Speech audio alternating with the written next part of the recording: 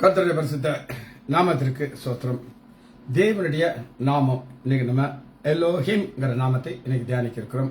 ஜெபத்தோடு இந்த செய்திக்குள்ளே கடன் சொல்லுவோம். இயேசுவின் நாமம் இனிதான நாமம், இணை இல்லா நாமம், ஏற்ப நாமம்.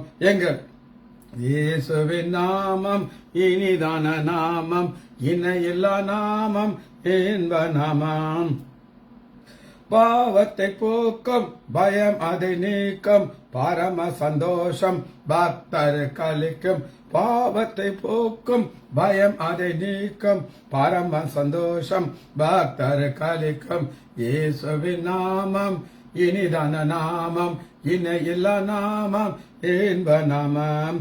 பரிமள தைலமம் இயேசுவின் நாமம், பார் எங்கும் வாசனை வீசிடும் நாமம். பரிமள தைலமம் இயேசுவின் நாமம், பார் எங்கும் வாசனை வீசிடும் நாமம். இயேசுவின் நாமம் இனிதான நாமம், இணை இல்லா நாமம், என்ப நாமம். வானிலும் பூவிலும் மேலான நாமம், வானாதி வானவர் இயேசுவின் நாமம்.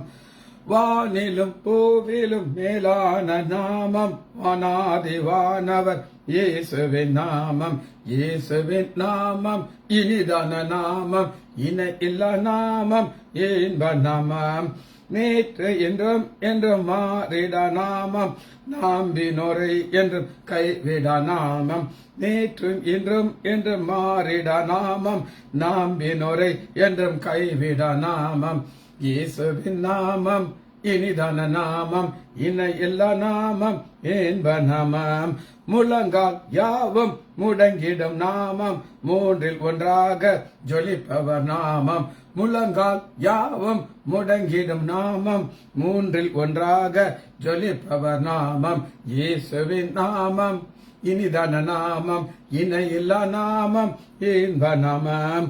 சாத்தானின் சேனையை ஜெயித்திட்ட நாமம், சாப பிசாசை துரத்திடும் நாமம். சாத்தானின் சேனையை ஜெயித்திட்ட நாமம், சாப பிசாசை துரத்திடும் நாமம். இயேசுவின் நாமம் இணை இல்லா நாமம், என்ப நாமம். இயேசுவின் நாமத்தினாலே ஜெபங்களை பிதாவே, ஆமென். லீலா அம்மா பிரைஸ்லாட், ஆரோக்கிய ராஜ் பிரைஸ்லாட், டேனியல் ராஜேஷ் பிரைஸ்லாட், நாகரத்னம் அம்மாள் பிரைஸ்லாட். ஆண்டுடைய நாமத்தை நம்ம தியானித்துக் கொண்டிருக்கிறோம். இன்னைக்கு நம்ம பார்க்கக்கூடிய நாமம் எலோஹிம். நான் எழுதியிருக்கிறேன் எலோஹிம், ELOHIYM. இந்த எலோஹிம்ங்கிறதுக்கு சரியான அர்த்தம் என்னன்னா கடவுள், காட்.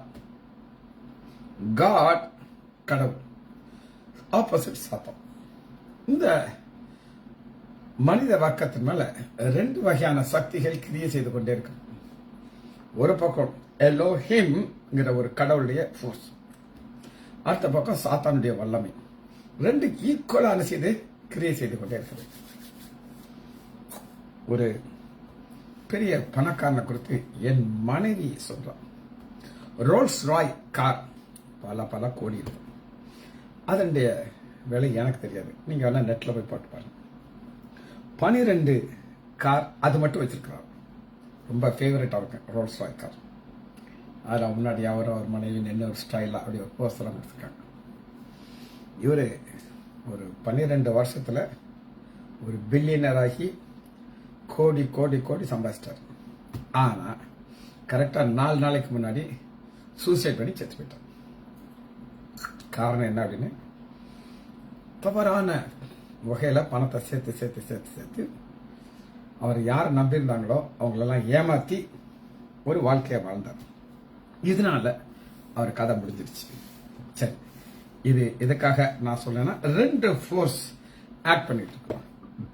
நான் சொல்றது ஒரு கிறிஸ்தவர், பேர் கிறிஸ்தவர்.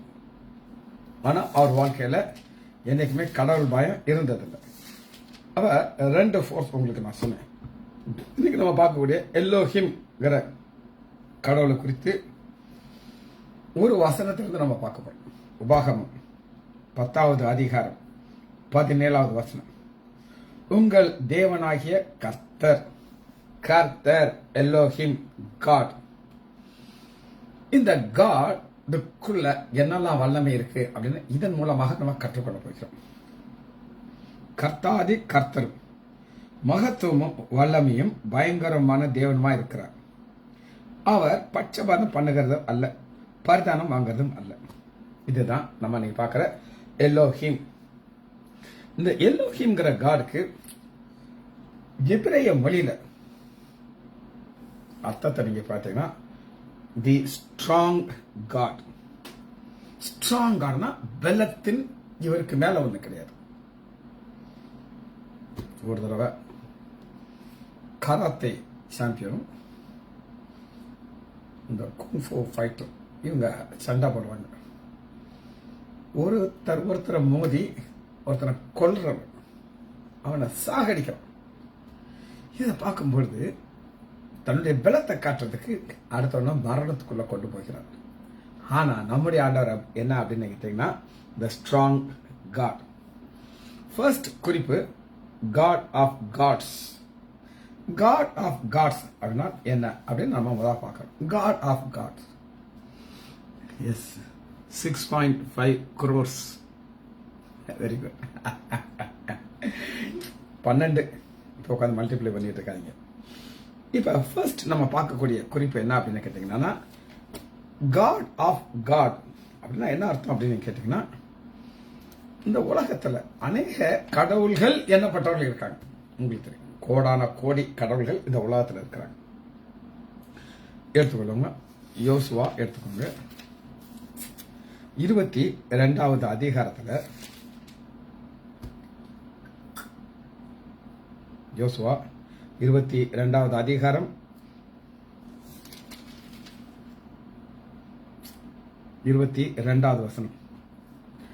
தேவனாகிய கர்த்தர், தேவனாகிய கர்த்தரே அதை அறிந்திருக்கிறார். இந்த யோசுவாவுக்கு ஒரு பாதையில வந்துட்டு இருக்காரு, தன் வாழ்க்கையை முடிக்க போகிறார். மோசேட்டிருந்து ஒரு வல்லமையை கொடுக்கிறார். மோசேட்ட என்ன சொல்லுகிறார் அப்படின்னு கேட்டீங்கன்னா நாலேஜ், ஆண்டவரை குறித்து ஒரு அறிவு இருக்குது. அதனாலதான் நீங்க பாத்தீங்கன்னா நான் உங்களுக்கு திரும்ப அந்த வசனத்தை வாசிக்கிறேன். யோசுவா 22வது அதிகாரம் தேவாதி தேவனாகிய கர்த்தர், தேவாதி தேவனாகிய கர்த்தரே அதை அறிந்திருக்கிறார்.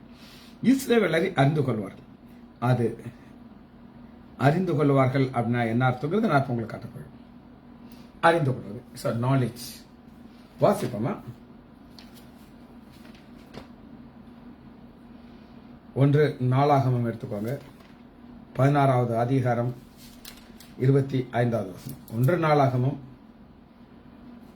16:25.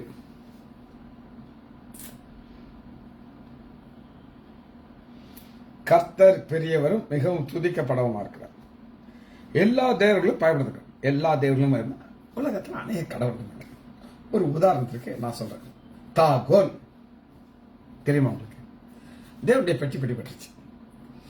அந்த பிலிஸ்தர்கள் என்ன நினைத்தாங்க, எங்க தாகோன் தான் பெரிய கடவுள் அப்படின்னு நினைச்சிருந்தாங்க.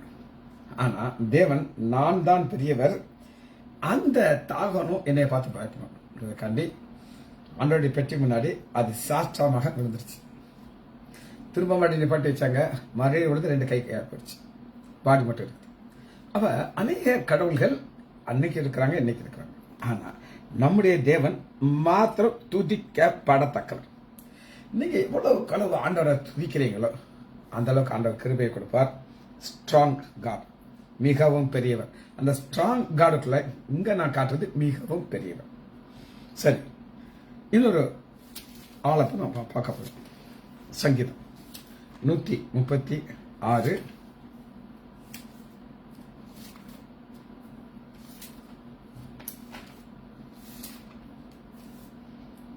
சங்கீதம் 136 2வது வசனம்.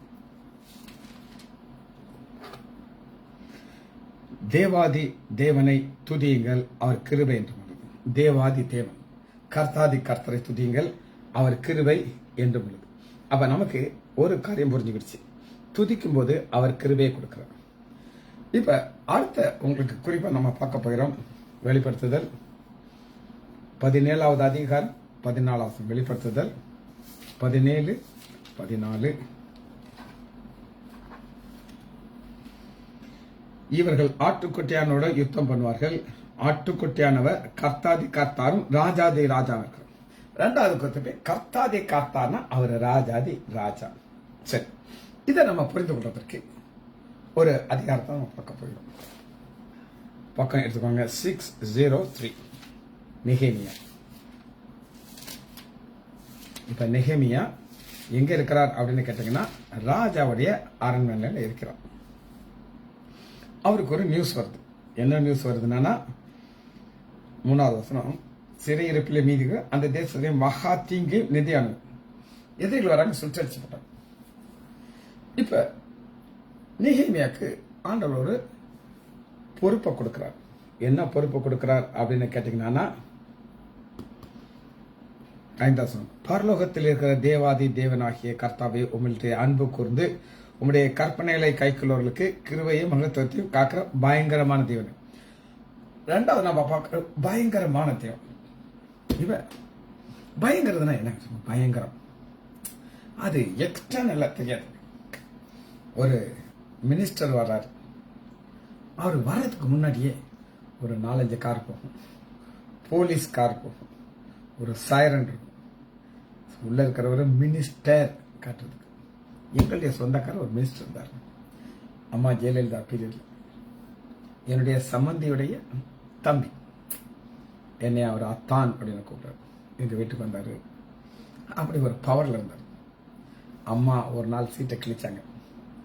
நியூஸ் வந்த உடனே காரு, கவர்மெண்ட் காரு, சார் நீங்க இறங்கிங்கன்னு சொல்லிட்டு அவரை ரோட்ல இறக்கி விட்டு போயிட்டாரு. அப்ப அந்த வல்லமை பாரலாம் டெம்பரவரி. ஆனா இங்க நம்ம பாக்குறது கிருபையையும் காக்கிற பயங்கரம். கிருபையை காக்கிறார். அந்த கிருபையை எப்படி காக்கிறாருன்னா நம்ம சில வசனங்கள் மூலமாக இதை பார்க்க போயிடும்.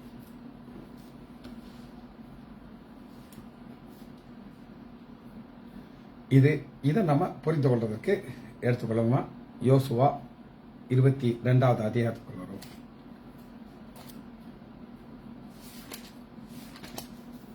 யோசுவா 22வது அதிகாரம் 22வது வசனத்துல தான் நம்ம ஆரம்பிச்சோம்.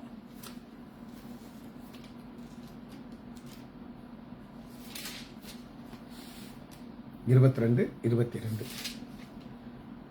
திரும்ப வசனத்தை வாசிக்கிறவங்களுக்கு, இந்த யோசுவா ஒரு சாதாரண மோசையுடைய வேலைக்காரன், செர்வன்ட். ஆனா இந்த மோசே எப்படி நமக்கு நெகேமியாக்கு ஒரு பொறுப்பு கொடுத்தான்னு நாங்கள் போன வாரம் நம்ம தியானிச்சோம். இன்னைக்கு நம்முடைய தேவன் எலோஹிம்ங்கிற தேவனுக்கு ஒரு வல்லமை, இந்த உங்களுக்கு அர்த்தம் நான் சொன்னேன், த ஸ்ட்ராங் காட். இந்த ஸ்ட்ராங் காட் என்ன செய்யறார் அப்படின்னு நீங்க கேட்டீங்கன்னா, ஒரு வாக்கு தத்துவம் கொடுக்கிறார். அது வாக்கு தத்துவத்தை யோசுவா 1வது அதிகாரம்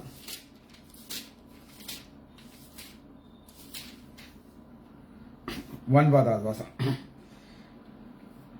நான் உனக்கு கட்டளையிடவில்லையா, பலன் கொண்டு திடமன். பலம் கொண்டு பலன். இப்ப என்ன நினைப்பான், ஒரு சாதாரண வேலைக்காரன், மோசேவுடைய வேலைக்காரன். மோசே செத்து போயிட்டாரு, எவன் என்னைய மதிப்பான் அப்படிதானே சொல்றாங்க. ஆனா ஆண்டவர், நான் ஒரு ஸ்ட்ராங் காட், என்னுடைய ஸ்ட்ரென்த்தை நான் உனக்கு கொடுக்க போயிடும். பலம் கொண்டு திடமனதா. இது அப்படி நீ திடமனதா இருந்தா கலக்கம் இருக்காது, திகைப்பு இருக்காது. நீ போகும் இடமெல்லாம் உன் தேவனைய கர்த்தர் உன்னோடு இருக்கிறார். இதை தாங்க ப்ராமிஸ். ஆண்டவர் ஒரு வாக்கு கொடுத்துட்டார். இப்ப இவருக்கு ஒரு பெரிய பொறுப்பையும் கொடுத்திருக்காரு. போன வார செய்தியில் நான் உங்களுக்கு சொன்னேன், ஒரு எய்ம், ஒரு நோக்கம். அந்த நோக்கம் இருந்தா தான் ஆண்டவரால் உங்களை உபயோகிக்க முடியும். அவருக்கு ஒரு நோக்கம் இருக்குது, நமக்கு ஒரு கடமை இருக்குன்னு நான் உங்களுக்கு சொல்லி கொடுத்தேன். இப்ப அந்த கடமையை செய்வதற்கு, அந்த நோக்கத்தை நிறைவேற்றுவதற்கு ஆண்டவர் பலன் கொடுக்க. Strong God, Elohim strong God.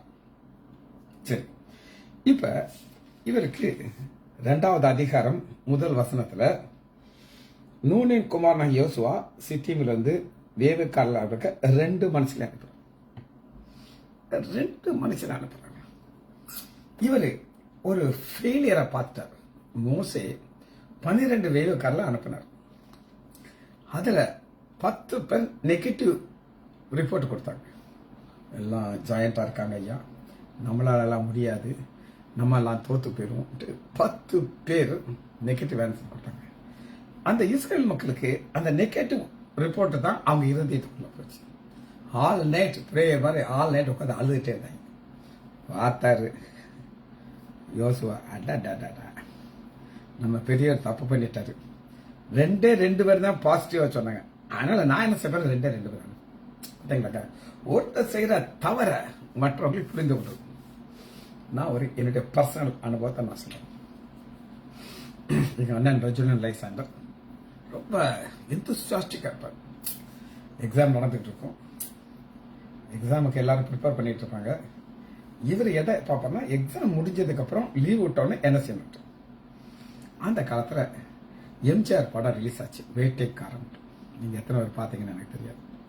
அதுல ஒரு தொப்பி வேட்டைக்காரன் தொப்பி, அது ஒரு கயிறு இருக்கும், அந்த சட்டையில எல்லாம் ஃப்ரில் இருக்கும், இங்க 2 கன் வைக்கிறதுக்கு பாக்கெட் இருக்கும். டெய்லர்கிட்ட சொல்லி அவங்க ஃப்ரெண்ட்ஸ் 4 பேருக்கு இதே மாதிரி ஒரே மாதிரி ட்ரெஸ் தைச்சு எல்லா ப்ரிப்பரேஷன் நடந்துகிட்டு இருக்கு.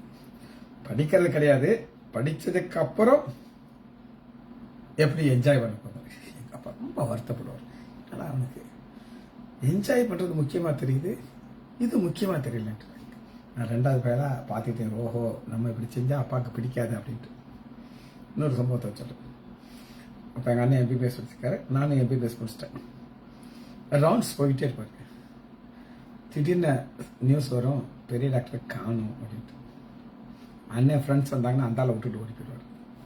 அப்பாட்ட சொல்லி வருத்தப்படுறாரு, நல்லா வேலை பார்க்கலாம்டா, ஃப்ரெண்ட்ஸை பார்த்தோன்னா கலந்து போயிடுறான் அப்படின்ட்டு சொல்லி அன்னையிலிருந்தே நான் 2வது பையன் உஷாராயிட்டு.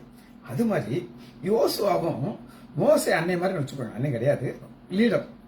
பார்த்தாரு, அவர் செஞ்ச தப்ப நான் செய்ய மாட்டேன். 2 பேரை மட்டும் அனுப்புறாரு. போதும். 2 பேரும் அனுப்பின உடனே என்ன நடக்குது அப்படின்னு கேட்டீங்கன்னா, 3வது அதிகாரம் 4வது வசனத்துல,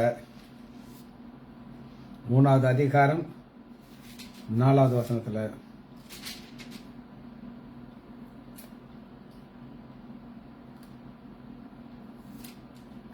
சரி 5வது வசனம், கர்த்தர் உங்கள் நடுவிலே அற்புதங்களை செய்வார் என்றார்.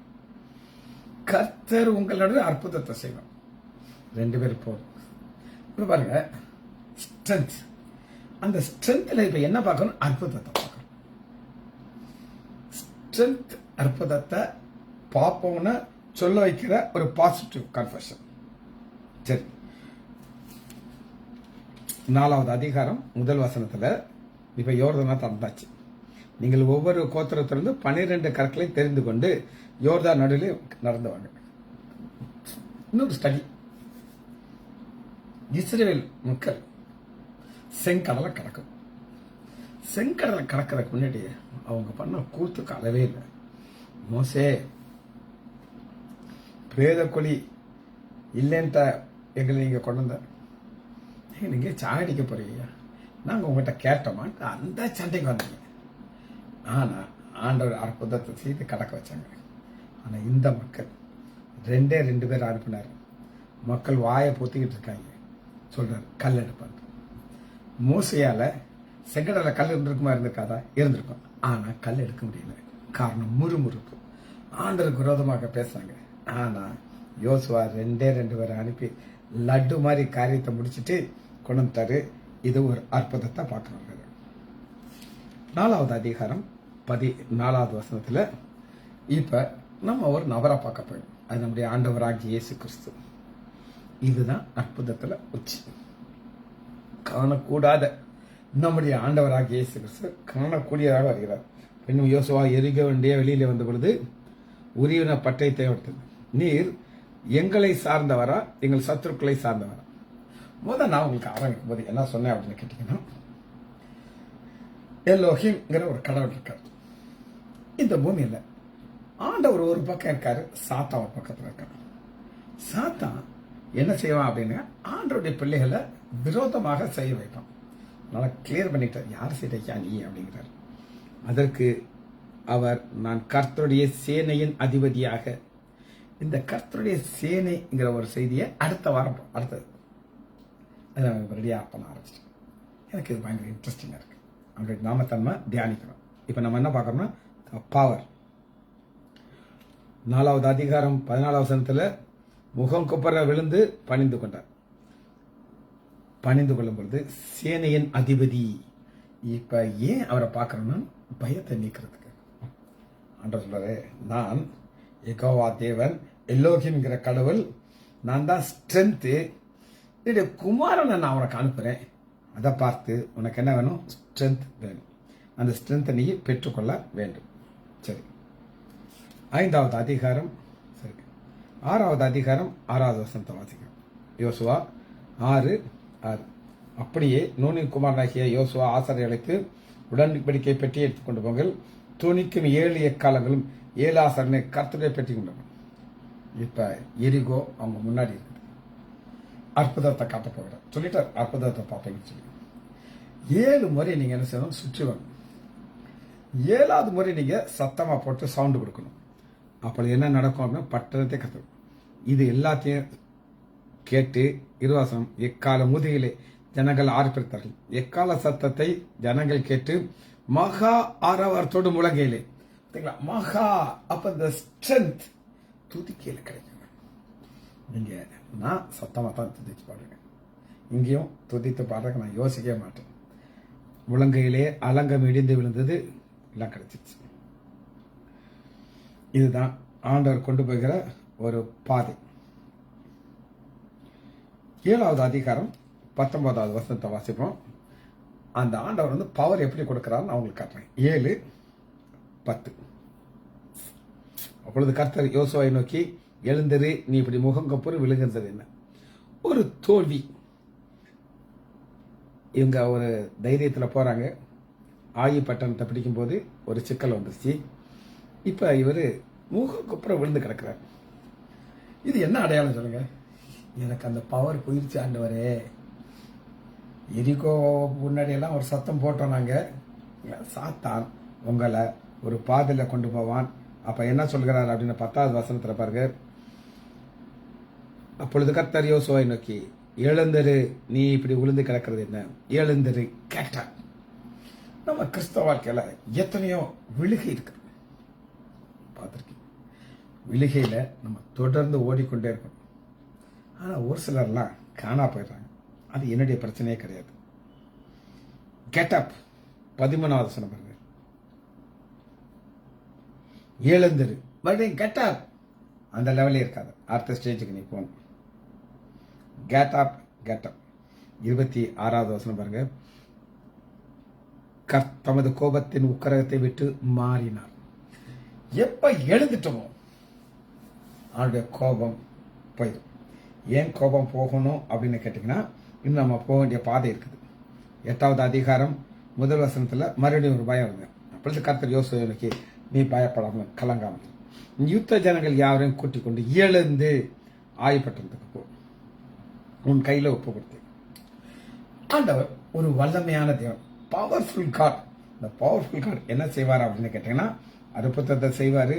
நீ தொடர்ந்து என்ன செய்யணும்? ஓடிக்கொண்டே இருக்கணும். இப்ப எல்லா அற்புதத்திலும் இந்த பீக் இன்னைக்கு வர யாராலையும் அதை பீட் பண்ணவே முடியும். யோசுவா 10வது அதிகாரம் 12வது வசனத்தில், கர்த்தர் எமோரியரை இஸ்ரேல் புத்திரம் ஒப்பு கொடுத்தார். அதனாலே யோசுவா கர்த்தரை நோக்கி பேசி, பின்பு இஸ்ரேல் கண்களுக்கு முன்பாக சூரியனே, சூரியன் பேசாருங்க, சூரியனை உண்டாக்கினவர் என்று பேச சொல்லுகிறார். கிரியேட்டர் சொன்ன உடனே இவர் பேசுறார். சூரியனை தரித்து சூரியனை நின்றது, இது யாசனம். அப்படியே சூரியன் அஸ்தமிக்காமல் இப்படி கர்த்தர் ஒரு மனிதனுடைய சொல்லை கேட்ட நாள் கர்த்தரை சொல்வதற்காக யுத்தம் பண்ணினார். கேட்டுக்கோங்க, இவருடைய நாமம் என்ன அப்படின்னு கேட்டீங்கன்னா, த ஸ்ட்ராங் காட். மோசே கூட இப்படி ஒரு அற்புதத்தை செய்தார். ஆனா யோசுவா செய்தார். ஏன் யோசுவா செய்தார்? ஏன்னா யோசுவா யுத்தம் செய்யணும். எத்தனையோ கானானியர்ல இருக்கிற ராஜாக்களை ஜெயிக்கணும். ஜெயிக்கிறதுக்கு அவருக்கு தேவை என்ன? வல்லமை, பவர். இப்ப அடுத்து என்ன தேவை அப்படின்னு கேட்டீங்கன்னா, யோசுவா 24வது அதிகாரம் 14வது வசனம். ஆகையால் நீங்கள் கர்த்தருக்கு பயந்து, ஃபியர் ஆஃப் காட். நீங்க சூழ்நிலையை பார்த்து பயப்படக்கூடாது, எதிரியை பார்த்து பயப்படக்கூடாதுன்னா அர்த்தம் கர்த்தருக்கு பயப்படணும். கர்த்தருக்கு பயந்து உத்தமமும் உண்மையும் அசைவித்து உங்கள் பிதாக்களுடைய அப்புறத்தில் ஈர்த்த செயலை அகற்றி கர்த்தரை செய்யுங்க. அப்புறத்தில் உள்ள கடவுள் விக்கிரகம் உள்ள இருக்கும், தூக்கி போடணும். 17வது வசனத்தில் பாருங்க, நம்மையும் நம்முடைய பிதாக்களையும் அடிமைத்தனத்தை வீடாக ஈர்த்து புறப்பட பண்ணி ஒரு பாஸ்டர் சொல்றாரு. இப்ப பாஸ்ட் ரொம்ப ரொம்ப ரொம்ப ரொம்ப முக்கியம். நம்ம இம்மட்டும் உதவுனதை நம்ம மறந்துடும். நானும் என் மகனும் சில பிரச்சனைகளை உட்காந்து பேசிட்டு இருக்கோம். ஒரு வார்த்தை எப்படி சொல்லுங்க, இம்மட்டும் உதவுன எபனேசர் என்னையும் பார்த்து கண்டு கிடக்கூடாது. அவ்வளோ நம்ம அதை விட்டுருவோம். அதான் பாஸ்ட்.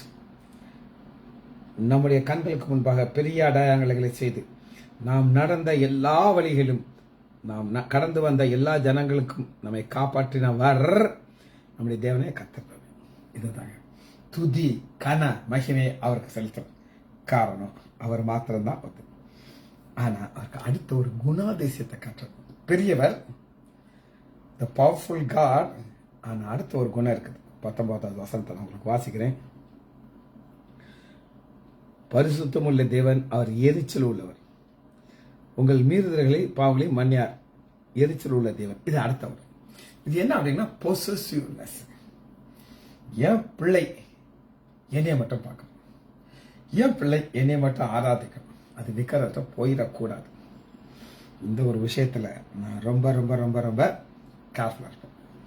என்னுடைய ஆடுகளுக்கு தெளிவா சொல்லிருக்கேன், நீ விக்கிரகத்தை போனேன்னா ஆண்டவர் உன்னை வெறுத்துருவார்.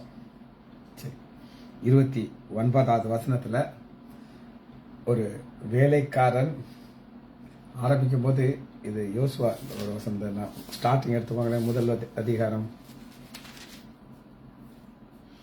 வசனத்துல கர்த்தருடைய தாசனாகிய மோசே மரித்தவன் கர்த்தர் மோசையின் ஊழியக்காரனாகிய நோன். கர்த்தருடைய தாசன் மோசையின் ஊழியக்காரன். ஆனா முடிக்கும் போது 29வது கர்த்தருடைய ஊழியக்காரன். யோசுவாக்கு என்னது? கர்த்தருடைய ஊழியக்காரன். நாங்க ஆண்டவர் கொடுக்கிற பலத்தினால கிடைக்கிற ஒரு உயர்வு, உன்னதமான ஒரு காரியம். சரி,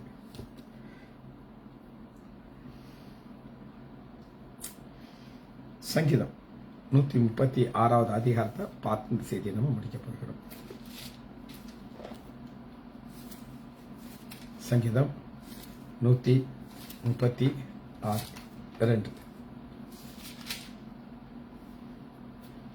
தேவாதி தேவனை துதியுங்கள், அவர் கிருபை என்று. இது என்ன கிரேட் ரியாலிட்டி. ஏன்னா அடுத்த வசனம் பாருங்க, 4வது வசனம், ஒருவராய் பெரிய அதிசயங்களை செய்யறது. ஒருவராய் நம்முடைய கடவுள் ஒருவர். அவர் என்ன செய்வார்னா ஒரு பெரிய காரியங்கள் செய்வார். அந்த ஒருவர் தான் மோசையை கொண்டு வந்தார். மோசை மறிக்கிறதுக்கு முன்னாடி மோசைட்ட சொல்றாரு, நீ ஜனங்களுக்கு முன்பாக யோசுவாவை உயர்த்து, அவன் மேல உன் கையை வை, உன்னுடைய அபிஷேகத்தை அவனுக்கு கொடு. மோசை அதை செய்தவர் ஒரு பெரிய அதிசயத்தை காண வைத்தார். The strong God. ஜெபிச்சு முடிப்போம். மகா இறக்கமும் கிருபையுமுள்ள பிதாவே, நம்ம துதிக்கிறோம் ஐயா. கர்த்தருடைய நாமத்தை நாங்கள் தியானிக்க நீர் பாராட்டின நன்மைக்காக நன்றி வச்சா. யோசுவாவுடைய வாழ்க்கை மூலமாக த ஸ்ட்ராங் காட் எல்லோகிம் கடவுளை குறித்து நாங்கள் கற்றுக்கொண்டோம் ஐயா. இந்த பெரிய கடவுள் எங்களோட கூட இருந்து எங்களை வழி நடத்துறதுக்காக நன்றி ராஜா. பிள்ளைகள் ஒவ்வொருவரையும் என் ஆண்டவராகிய இயேசு கிறிஸ்துவின் நாமத்தினாலே ஆசீர்வதிக்கிறேன். இயேசுவின் நாமத்தினால் ஜெபங்கள் பிதாவே. ஆமேன், ஆமேன், ஆமேன்.